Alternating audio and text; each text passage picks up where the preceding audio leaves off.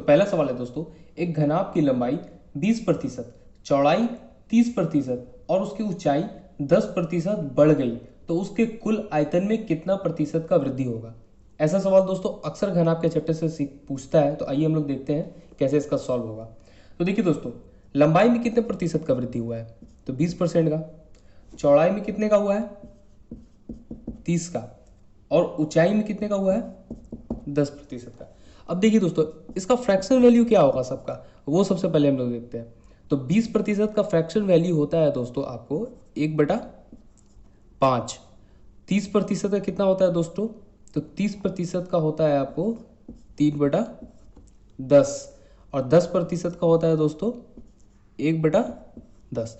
ठीक है, मतलब कहने का मतलब क्या है, फ्रैक्शन से हम लोग को ये पता चलता है कि पहले घनाभ की जो लंबाई थी वो थी 5, जिसमें कि 1 का वृद्धि हुआ है। ठीक है, चौड़ाई थी 10, जिसमें कि 3 का वृद्धि हुआ है। और ऊंचाई था 10, जिसमें कि 1 का वृद्धि हुआ है। तो देखिए दोस्तों, बोलने का मतलब है कि पहले इसका जो लंबाई था वो था 5 यूनिट, अब हो गया है कितना, 6 यूनिट।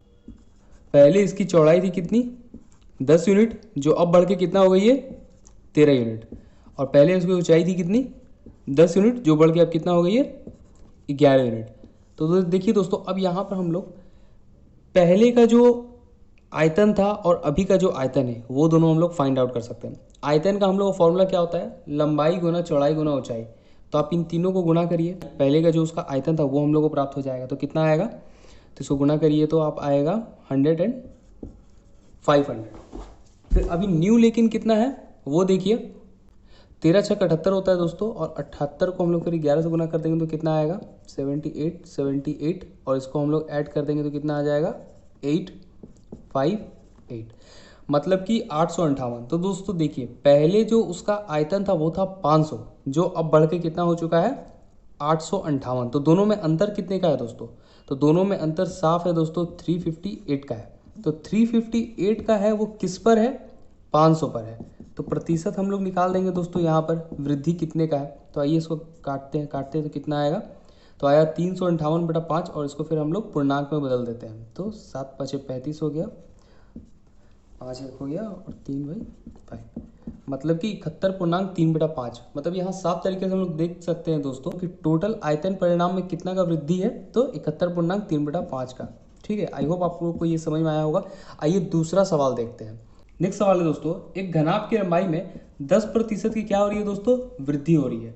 चौड़ाई में 30% की वृद्धि हो रही है, पर उसकी ऊंचाई में 10% की घटोतरी हो रही है दोस्तों। ठीक है, वो बढ़ नहीं रहा है, घट रहा है।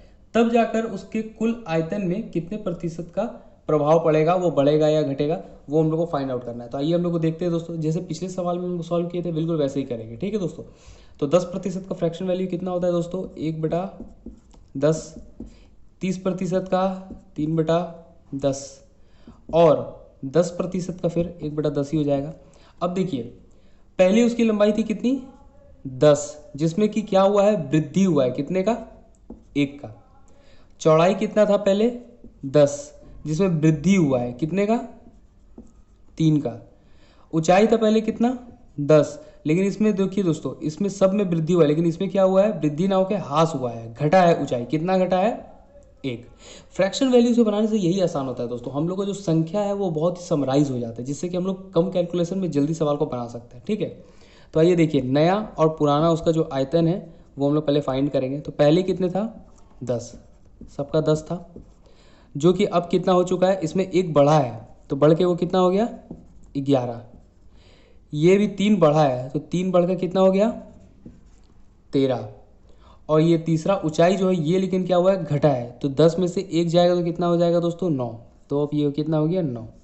तो आइए अब आयतन निकाल लेते हैं। तो इसको तो गुणा करेंगे दोस्तों, तो ये साफ तरीके से 1000 आ जाएगा। इसको गुणा करिए, 13 9 117, 117 को फिर जाकर 11 से गुना करिए, 117।